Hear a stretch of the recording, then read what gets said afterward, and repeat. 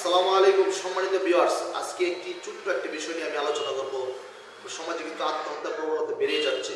দেখেন, কোনো ব্যক্তি যদি শিশু বা পাগলকে আত্মহত্যা প্ররোচনা দেয়, এই প্ররোচনায় বা সহায়তার জন্য আত্মহত্যা করে, তার কিন্তু বাংলাদেশ দণ্ডবিধি 1860 ধারা অনুযায়ী কিন্তু সব অনেক বড় সাজা হবে, যেটা হচ্ছে মৃত্যুদণ্ড বা যাবজ্জীবন বা 10 বছর কারাদণ্ড এবং অর্থদণ্ড দণ্ডিত হবে।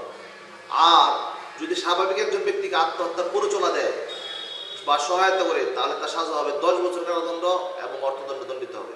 সবচেয়ে ইন্টারেস্টিং বিষয় হচ্ছে, আপনারা জানলে খুশি বিষয়টা আসলে একটা বিষয় জানতে পারবেন, যেটা হচ্ছে আত্মহত্যা করতে যায় নিজে নিজে বা নিজের প্রয়াসে, তাহলে কিন্তু সে যদি না মরে, তাহলে কিন্তু সে যদি তার বিরুদ্ধে কমপ্লেন দেয়, হ্যাঁ, যদি আদালতে বিচারাধীন অবস্থায় থাকে, তাহলে তার শাস্তি হবে কিন্তু 1 বছর কারাদণ্ড বা অর্থদণ্ড বা উভয়দণ্ড দণ্ডিত হবে।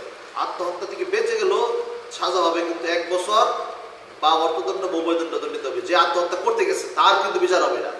ধন্যবাদ সবাইকে। আসলে এই পথ থেকে আমরা সবাই কিন্তু আসলে পরিহার করবো।